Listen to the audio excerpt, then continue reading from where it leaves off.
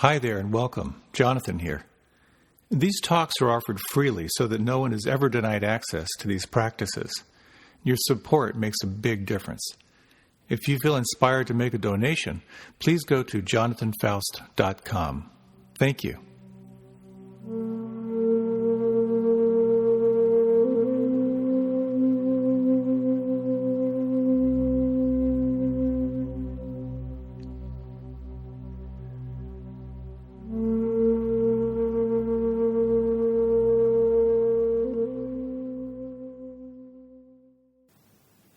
I'd like to start off tonight with a story about a woman named Jenny, who was born to a middle-class family in Australia.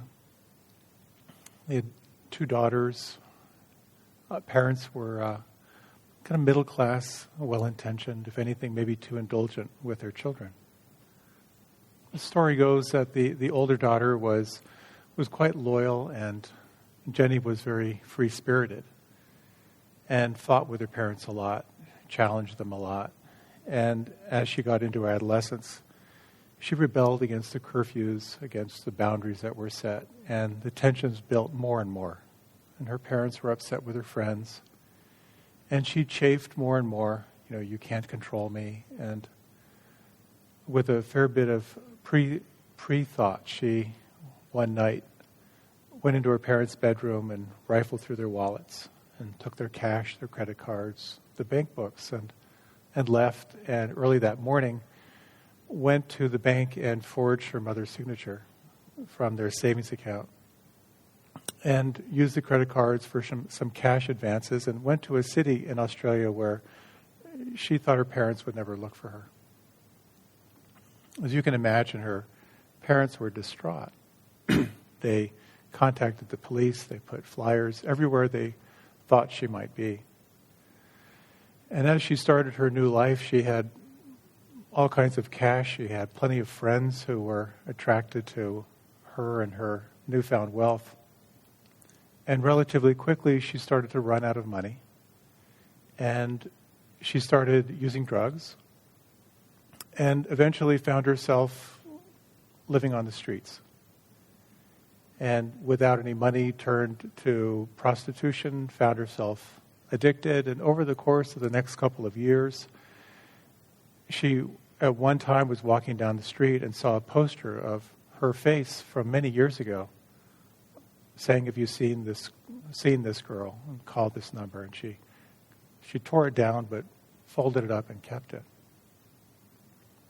After a while, as she got more and more ill, she had a sickness that didn't go away, and she found out it was hepatitis C, and she could no longer find any way to get by. So as the story goes, kind of out of desperation, she found some money to take a train to another part of the country where she might get some medical help and start over. But she left her parents a message saying that she'd be taking a train. And she was going to be stopping by this train station. And if they were there, she would love to say hello. But if they weren't there, she totally understood. And she'd continue on her way. After she left the message, she had all kinds of second and third and fourth doubts. Why did I call? They won't be there. Tremendous shame, as you might imagine. When she got to the train station, it was at night, and she stepped out, and she looked down to her left. There was no one there. She looked to her right, and there was her family. Her parents, her sister, her aunts and uncles, wearing party hats with the welcome home sign. And her parents running toward her with tears in her eyes.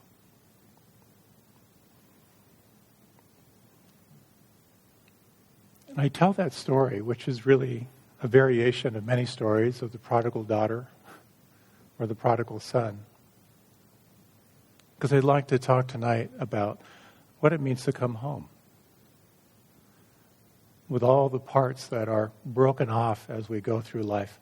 is it possible for you to welcome those parts with the same loving arms as in that story? I'd like to talk about homecoming, and particularly about one of the most transformational tools there is of your capacity to develop self-compassion. So there are 4 questions I'd like to explore tonight. The first is, how does this practice of concentration or intentional awareness serve in coming home? How can you access non-judging awareness? And how can you access compassion? What's the technology for finding your way to a visceral experience of compassion? And finally, a little bit about what it means to open to the 2 wings of this practice. So a little bit about the role of concentration. I'd like to share an experience with you from maybe about 10 years ago when I was on retreat. I was quite enamored with some of the stories about what's possible when you can sustain moment-to-moment awareness in the senses, the deeper states of concentration. So with a fair bit of will and excitement, I engaged into concentration practices. And choosing a technique, for me, the breath, when the mind wandered, to immediately bring it right back to the breath, back to that visceral experience of here and now. In this particular technique, I narrowed my attention more and more and more to just where I could just sense the breath just below the nostrils, kind of the breath outside the body. And I found over time, as challenging and as excruciating as that was, I found myself getting very, very calm. And I had an experience where, as I was just sitting very, very quietly, I just thought about my right hand. And I could feel, as I held my attention to my right hand, I could feel my right hand get warm. And then my right hand got hot. I thought, well, this is kind of cool. I wonder if I can do this with my left hand. So I flooded my awareness into my left hand. I could feel my left hand warming up.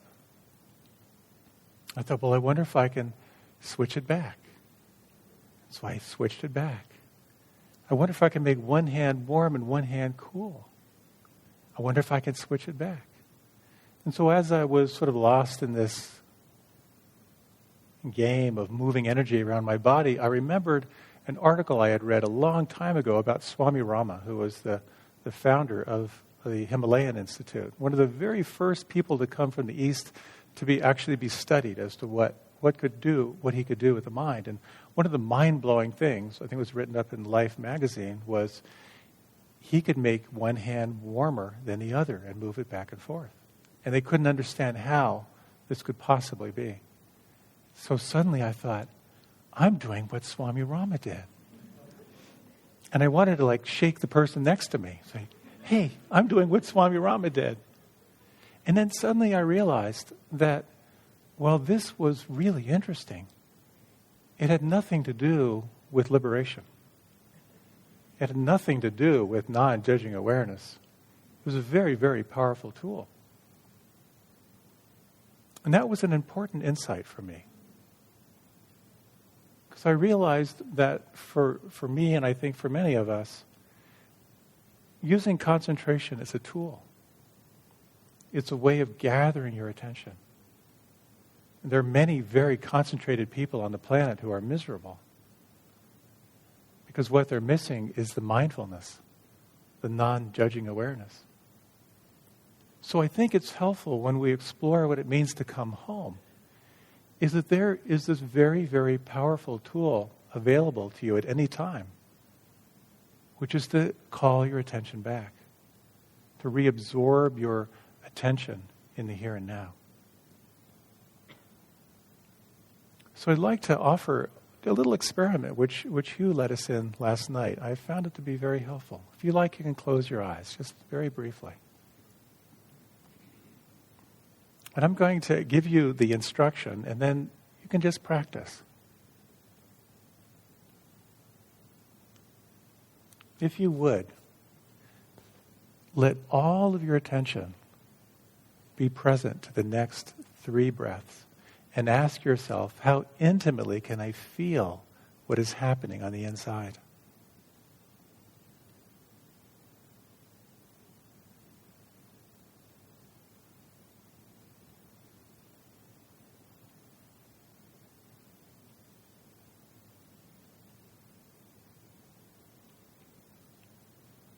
And can you sense this quality of arriving? And the awareness of what's here right now. And can you sense this quality of awareness? What does it mean to be aware of awareness right now?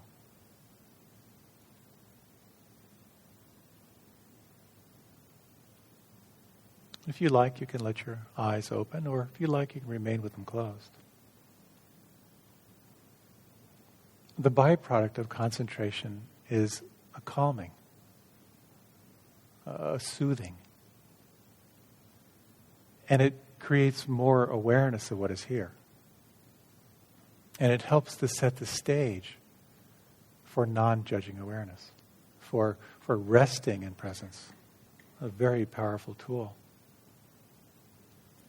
So as you become more aware of what's here, of what's really here, there is, of course, a myriad of experience that's possible in any given moment. And some of the reports I've heard today through the groups are sleepiness and restlessness, some anger, some lost in fantasy, lost in thought. For some, a sense of something emerging that they don't know quite what it is, but some quality of presence emerging. There's an analogy I love from Joseph Campbell, and I think it describes this practice so beautifully. If you can imagine a big circle.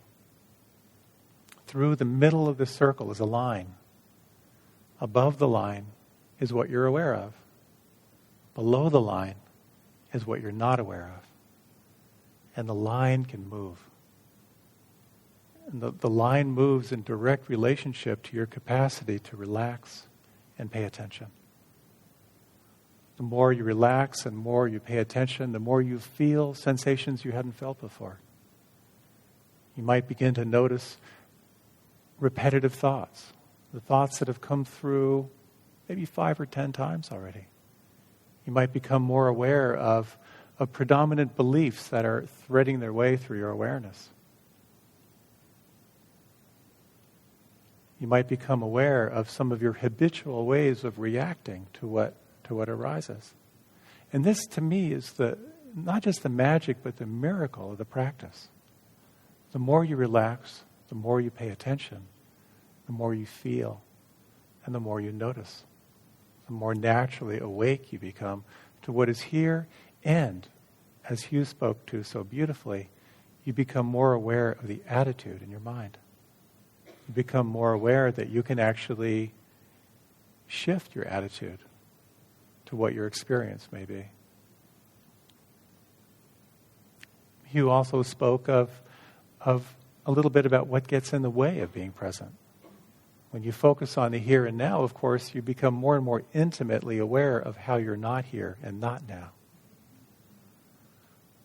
So the five hindrances, or the 5 obstacles, which were codified 2,500 years ago and are quite accurate today. And when I'm teaching in a corporation, I often describe them as the 5 ways you react when things aren't going your way. When you go through this little checklist, anyone experience aversion, anger, judgment, ill will, blame, perhaps?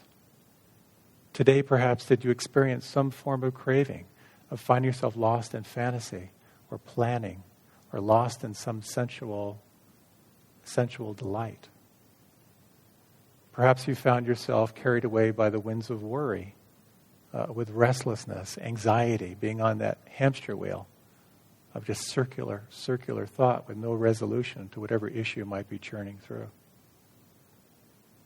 Perhaps you were treated to the weather systems of sloth and torpor, of heaviness or sleepiness or fogginess or density. Or perhaps the weather system of doubt, the paralysis that occurs in doubt, or that ruthless self-critic that's right there. As I like to say, the good news is there are only 5. The bad news is they are pervasive and nefarious. There are lots of other factors that are between you and being present. I love the lists in the system. There are the worldly winds, the 8 worldly winds. As we're trying to cultivate steadiness and equanimity through this life, we're being buffeted by winds all the time. They show up as certain fears. The fear of pain, the fear of loss, the fear of blame, and the fear of shame. They're also driven by certain desires, the desire for pleasure, the desire for gain, the desire for fame, and the desire for praise. And through all these things that are buffeting away at you all day long, there are 3 other qualities which pervade our experience, which block us from an experience of aliveness here and now. And these are oftentimes described as the 3 poisons of greed, of hatred, and delusion. When we are unconsciously caught in some form of reaching or grasping, or we're caught in some form of pushing away, of aversion, or we're caught in delusion. And delusion is simply believing something is true when it isn't actually true, or believing something isn't true which actually is true. All of this is part of our technicolor experience when we practice. Every time you come back to the here and now, when you guide yourself back to the direct experience in your body, the aliveness of sensation, there is a re-arriving, a resettling.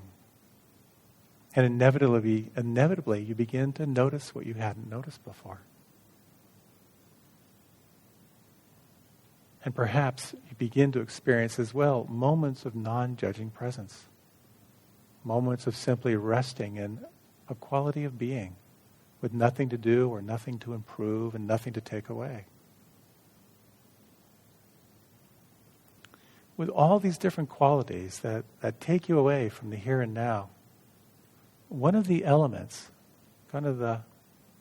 what grows out of all of these is a very important thing to explore, I find. And that is the experience of judgment. When you're lost in judgment. Which brings the question of how do you access non-judging mind? The mind, of course, is generating thoughts all the time.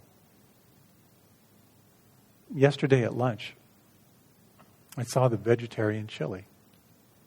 And the next thing, I just saw the chili, and then I heard David Bowie's voice singing,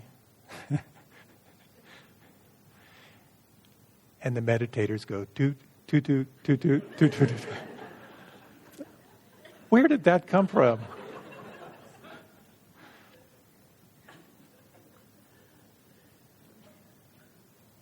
A good friend was describing his very first time on retreat.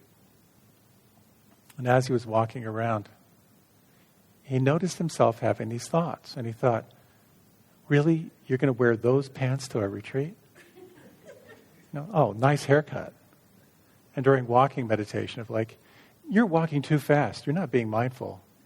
You're walking too slow. You're trying to be too spiritual. And then he realized, is this the world I'm living in? This world of non-stop judgment? Have you noticed your mind, either in self-judgment or judging your externals? Have you noticed how kind of out of control it can be? And have you judged yourself for judging? And that's when we get into the second arrow, where we experience some form of discomfort or dissatisfaction, and then we add more onto it.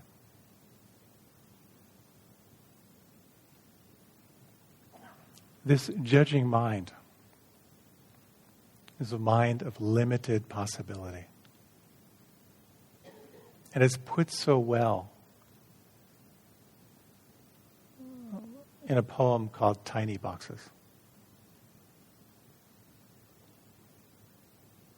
This mind is cluttered today. Words and images, harsh and relentless, searching for some explanation for the state of everything. In a world of tiny boxes, we are labeled and sorted by the color of our skin, the shape of our bodies, the sound of our language, the size of our bank account, the person we love, the God we believe in. Difference becomes deadly when it cannot reach beyond arbitrary walls that separate, when we fail in our understanding that every heart beats the same.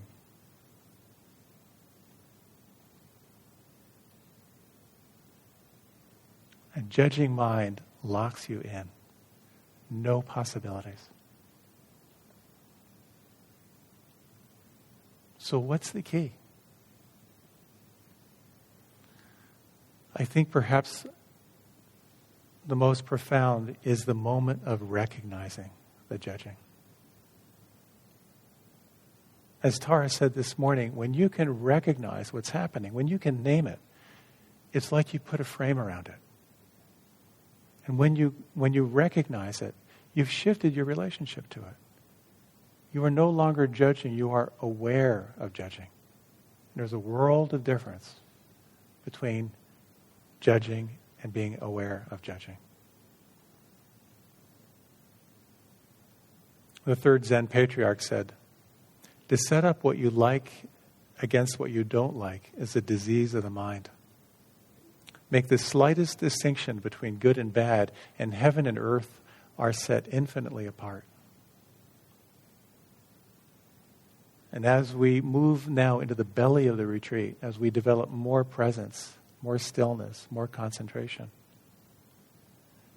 what's between you and feeling free, what's between you and your true nature, will present itself. And inevitably, the judging mind is going to work its way into your body as a clench of some kind. It'll work its way into your thoughts. It'll work its way into your emotional body. Sometimes you can just recognize it and name it, and you've shifted your relationship to it. Sometimes you can make room for it, and it'll shift. It'll let go. It'll change like the weather. Sometimes it needs a little extra attention. If you were at the guided heart practice today with Tara, you explored the new and improved rendition of Rain.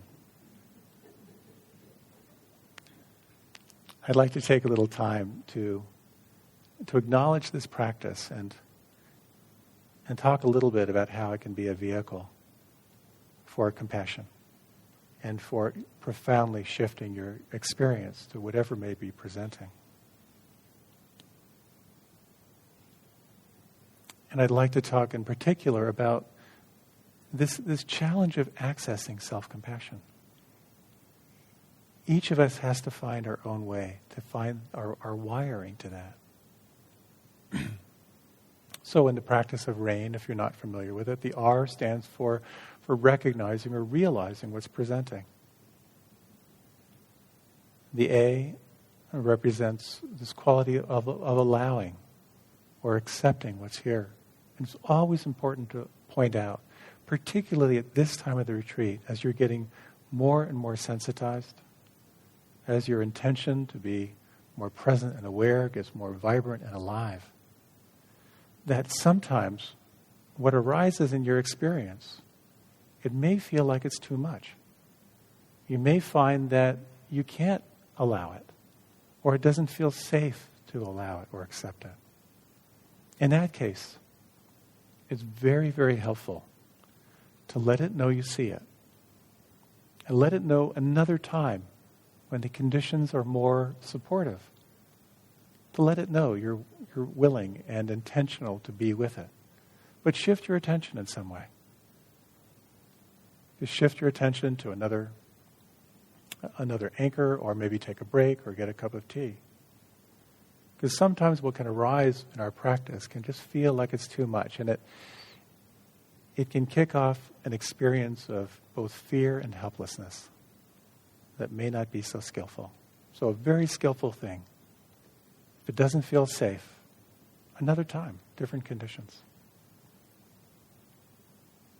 The I part of this equation is investigation and being intimate.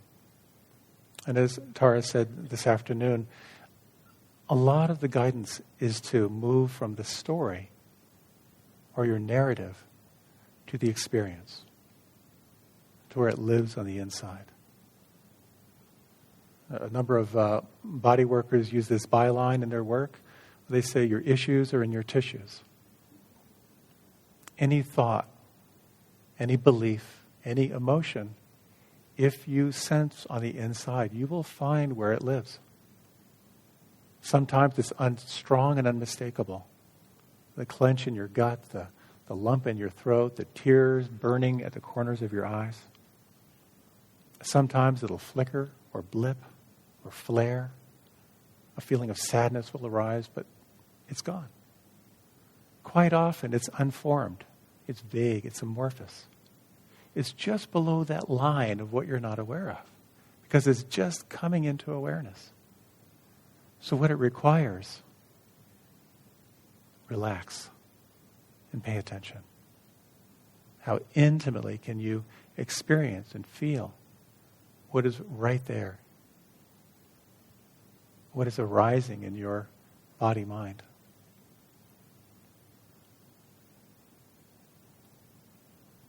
The end to nourish with self-compassion, with what arises, to ask yourself, is it possible to hold this in some form of loving presence?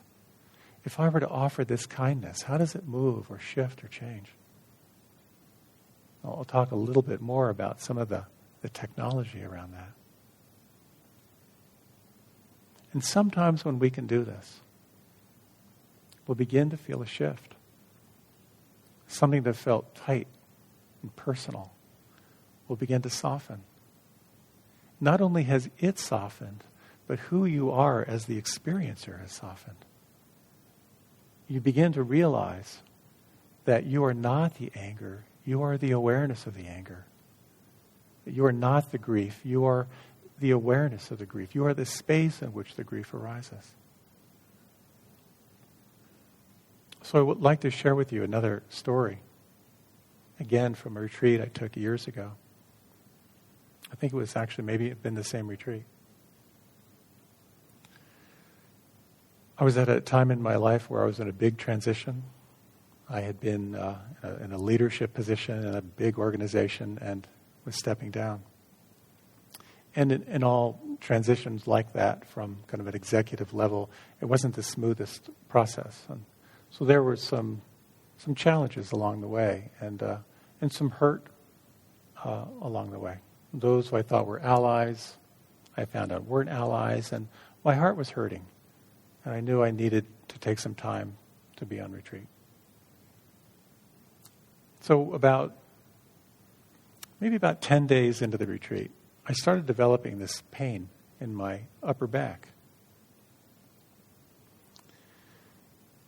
I've practiced and taught yoga for a couple decades, so I've got a lot of techniques for nuking pain. But it didn't work. I tried every yogic technique I knew, and I'd sit with it. It would get really chronic. I'd try to be still, and then I would move, and then it was like a chiropractic adjustment, just crack, crack, crack, and then it would settle, and within 30 seconds, the pain would start to build. This went on for 3 or 4 days, getting more and more intense. And again, I was trying everything I could. I met with my teacher, kind of describing what was going on. And he quite rightly challenged me. And he said, maybe you're dealing with this superficially. I thought, what? He said, have you tried just being with it? That hadn't occurred to me. And so I decided I was just going to be with this. So I had recognized what was going on. I hadn't been ready to accept it because I was fighting it. So I finally decided I'm going to allow this. I actually said to myself, if I die of this, I'm going to sit here. I'm going to sit through this. And so then I turned to the practice of investigation.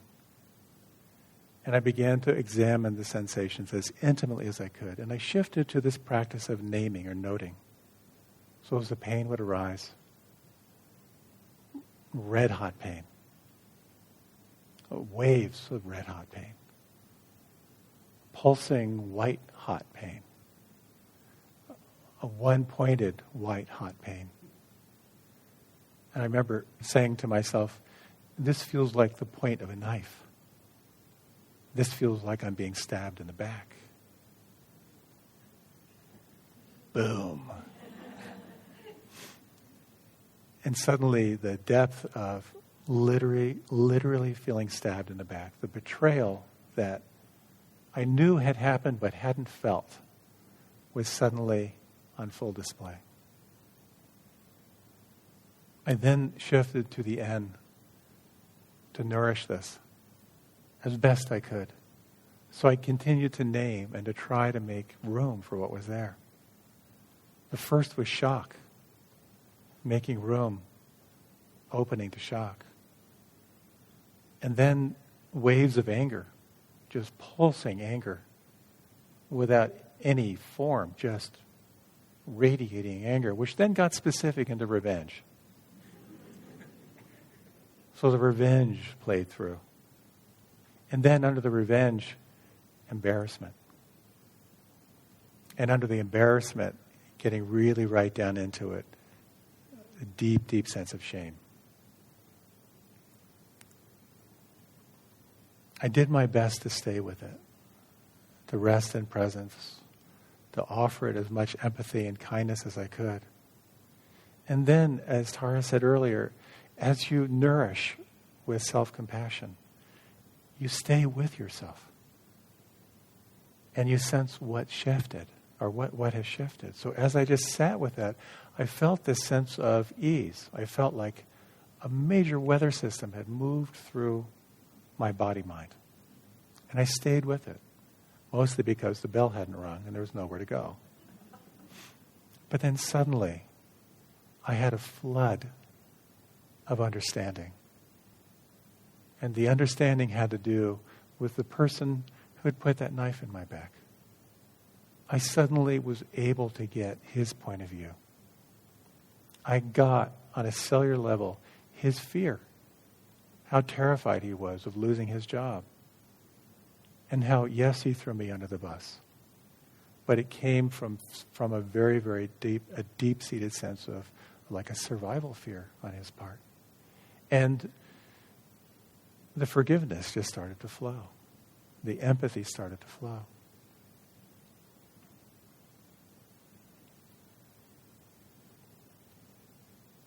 In a way, I hesitate to share that story because it's a pretty dramatic story. It's one of the more dramatic experiences I've had in meditation.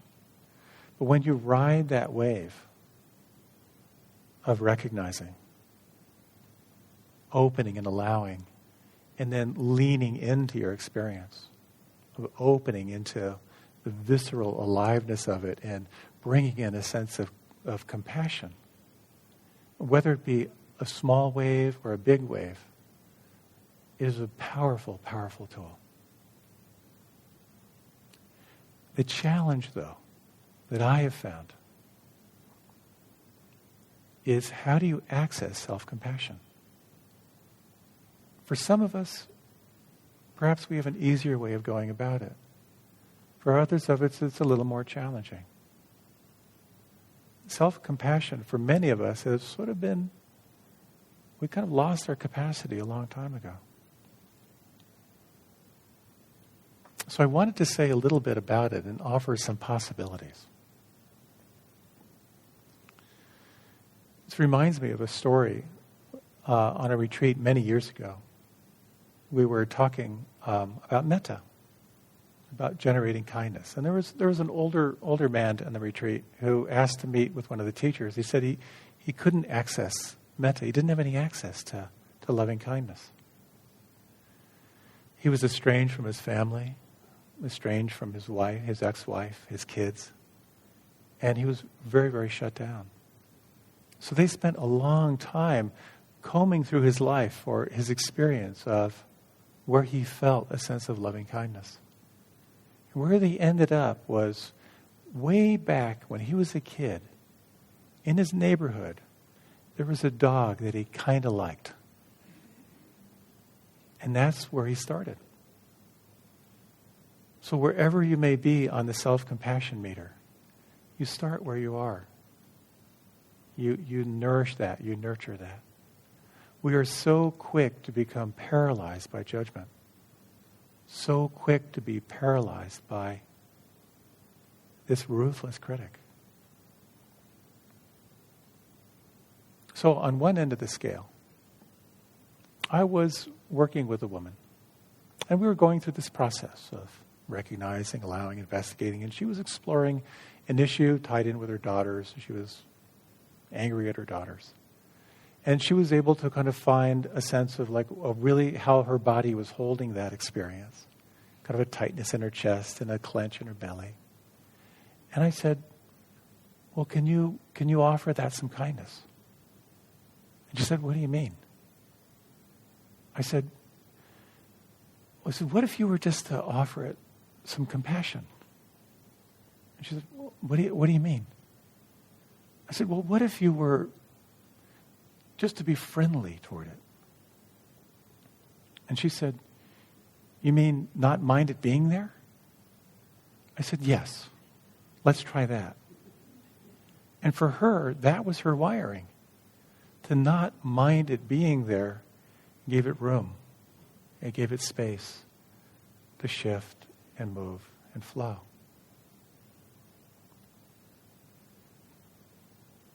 If you've practiced with Tara, you're familiar with her invitation to bring your hand to your heart or to bring your hand to your cheek. There's something very powerful about that practice because it's somatic, it's embodied. And it can help you perhaps to access the possibility of offering self-compassion and self-nourishing. Thich Nhat Hanh offers the words simply to say, I care about this suffering. And just those words can have an effect that can cultivate a shift. Another teacher, which I think Tara referenced, his phrases are, I'm sorry and I love you. Now for some of us, those techniques can be very powerful. And the more you practice them, the more the neurons begin to flow in that direction. For myself, and as I've worked with some people, I have a little more challenge in accessing self-compassion. It can be helpful to imagine that if a child or an animal was feeling as you're feeling, how might you nurture that if you were to sort of externalize? If your best friend in the world was feeling what you're feeling, how would you want to hold them? How would you offer compassion to them? One of the most powerful techniques I have found in my darkest, most challenging times, particularly when I'm grieving, is to remind myself this phrase: other people feel this too. And for me, when I can remember that, it connects me to this human experience. And somehow something shifts where the frame gets bigger, that I can hold myself along with all those countless other people who are feeling this too.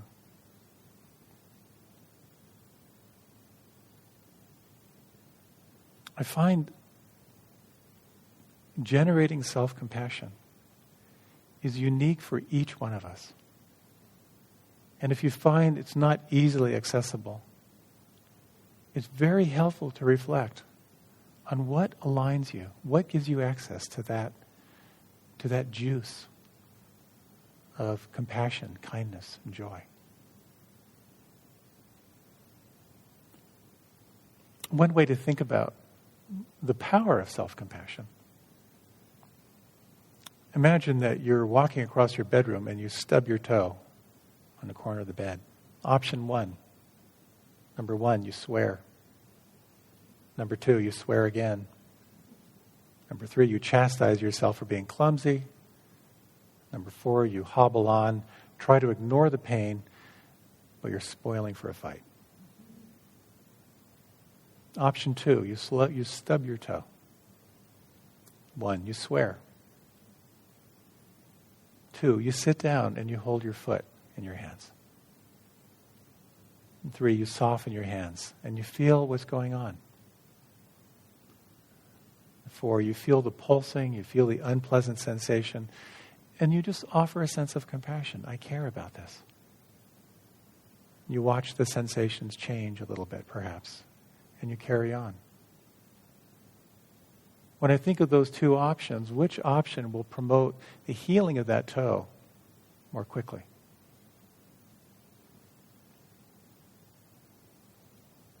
So I thought we might try on just a little bit of practice. If you like, you can close your eyes.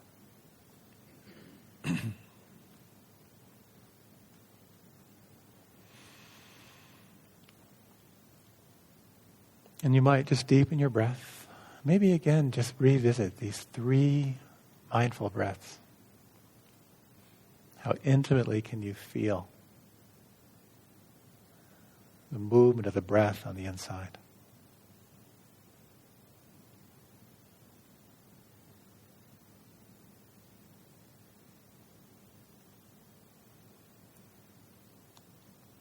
And you might reflect back over this day, or sometime over these last few days, at a time of struggle.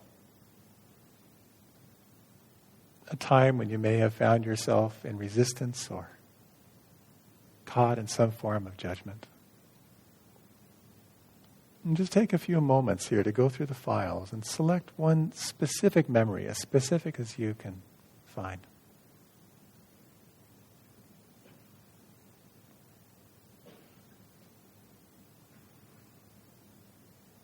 And as you reflect on this experience of dissatisfaction or stress or suffering,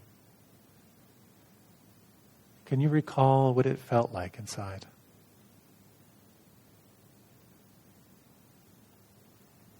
How intimately can you just sense how your body holds this memory?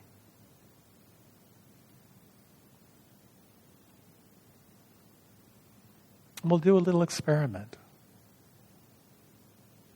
Just exploring, if you were to hold this memory or this experience right now with a sense of self-compassion, how does it move? How does it shift? How does it change?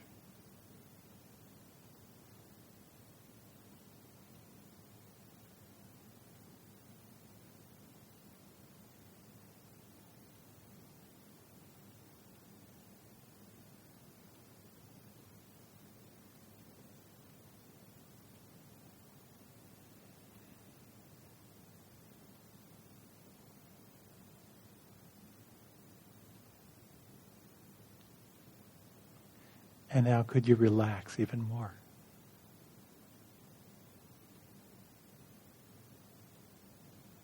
And sense this quality of presence, whatever it may be for you.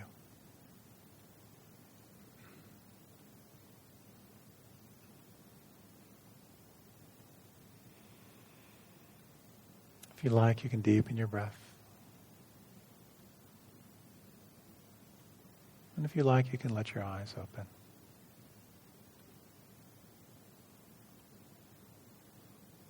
There's something in this practice, however you find yourself wiring it up, to give it room, to not mind it being there. Perhaps to put your hand to your heart or your cheek, to offer the words, I care about this suffering. To imagine if another was feeling this, someone you cared about, what is the response? What is the quivering of the heart in response to that? Can you offer that to yourself? And to reflect that other people feel this too.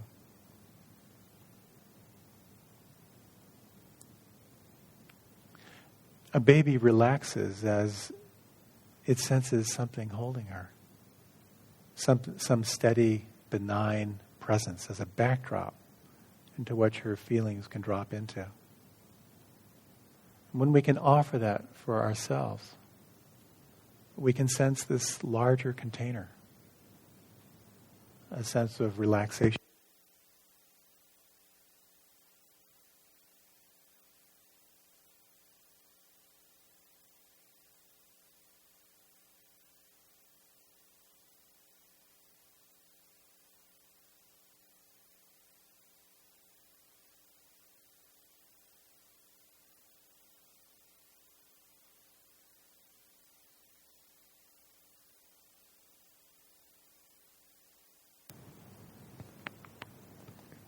Nice dramatic pause there.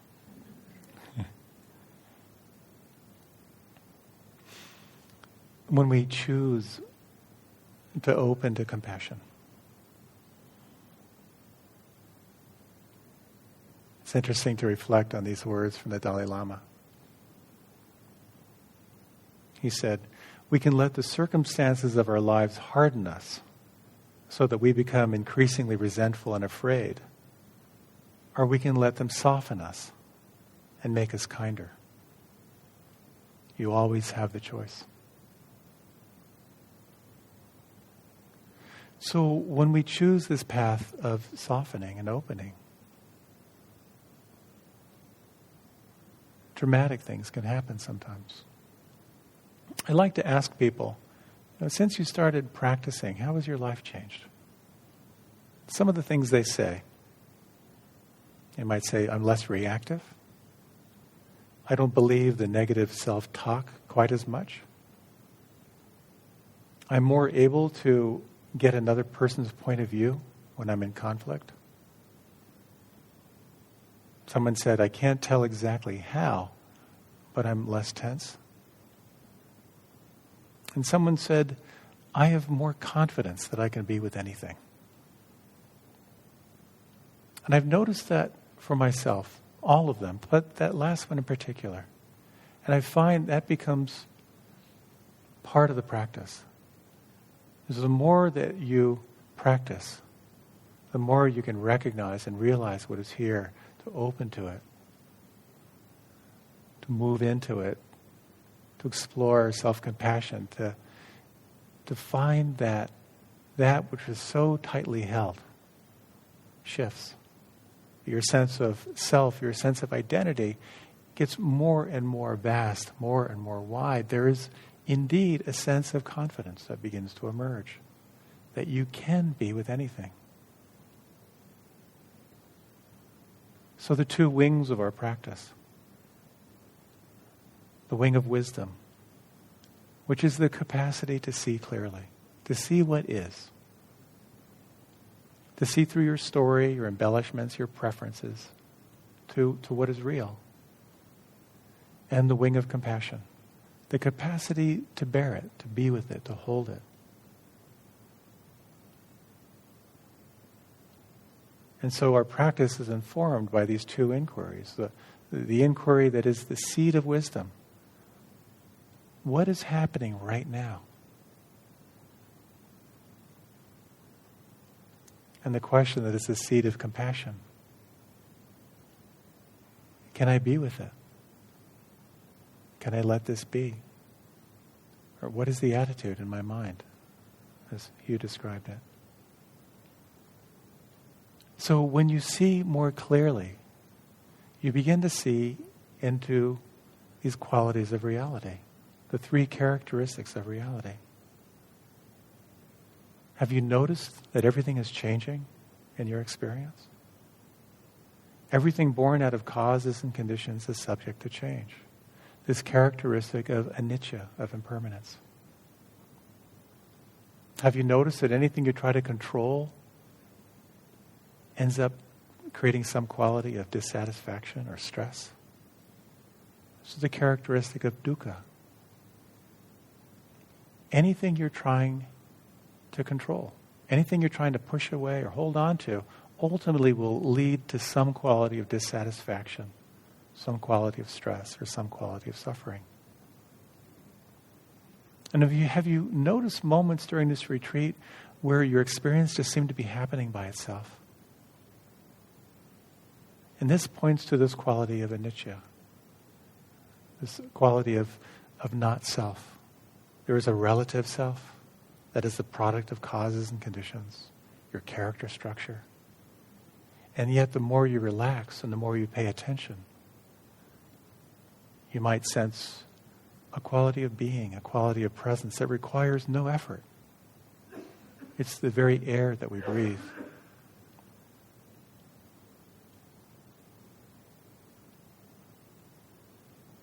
So in the face of all that changes, there is something that doesn't change. This quality of non-judging awareness, this quality of compassion or love. As Tara pointed to in our meditation this morning, that you are that awareness. You are that space. So we explored a little bit tonight of what gets in the way of being present. These mind states of resistance, the winds that pull you away, these seeds of greed and hatred and delusion. We explored a little bit of how concentration is a very helpful way of coming home, to bring yourself back to the experience of here and now, a very helpful tool. We've explored a little bit about the importance of self-compassion as the lubrication, as Tsoknyi Rinpoche describes it. It's the lubrication that helps you let go of what you're holding on to. And however you find your way to access that will deeply and profoundly inform your experience this week and through your whole life.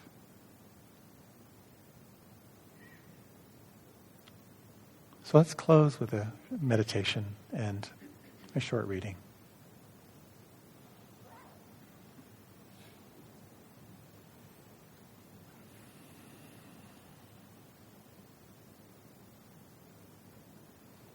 We'll close with a short reflection on the refuges. You may recall opening night, we chanted of the Buddha, the Dharma, the Sangha, of awareness and truth and love.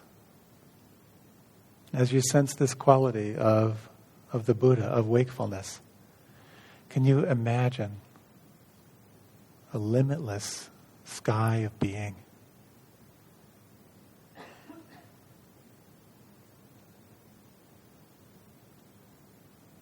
Can you imagine the silence behind the sounds?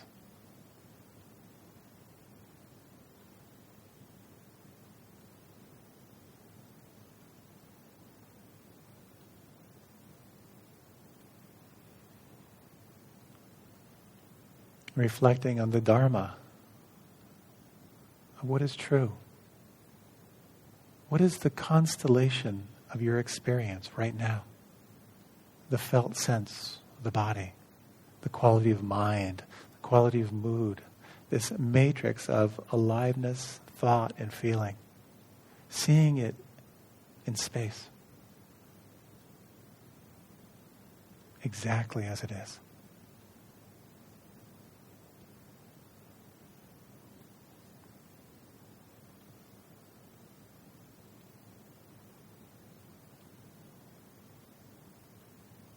Sensing this quality of Sangha, of this interconnectedness of our shared experience. Imagine, if you can, this experience suffused with compassion, with kindness, with love.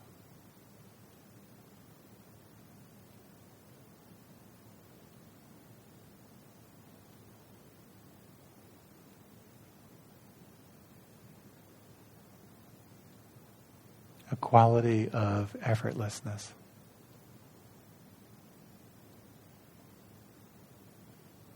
Relaxed, at the same time alert.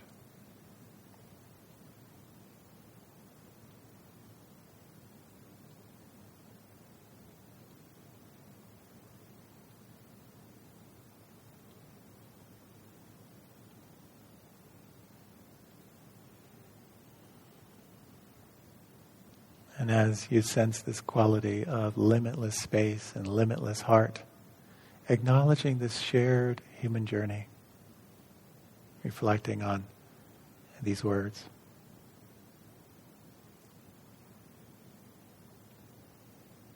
After a while, you learn the subtle difference between holding a hand and chaining a soul. And you learn that love doesn't mean leaning, and company doesn't mean security. And you begin to learn that kisses aren't compromises and presents aren't promises. And you begin to accept your defeats with your head up and your eyes ahead, with the grace of a woman or man, not the grief of a child. And you learn to build all your loads on today, because tomorrow's grounds is too uncertain for plans, and futures have a way of falling down in mid-flight. After a while, you learn that even sunshine burns if you ask too much. And so you plant your own garden and decorate your own soul instead of waiting for someone to buy you flowers. And you learn that you really can endure, that you really are strong, and you really do have worth. And you learn with every failure you learn.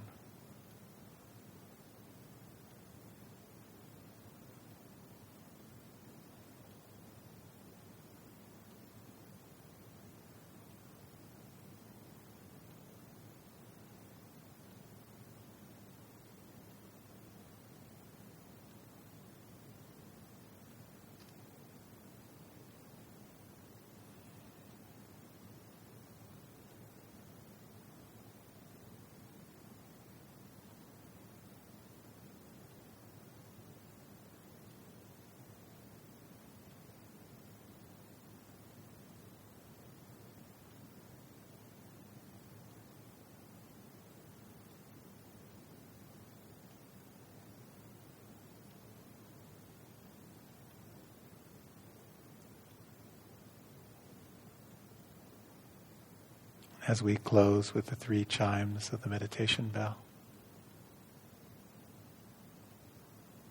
you might sense the aliveness of sound and the space in which sound arises, is sustained, and falls away.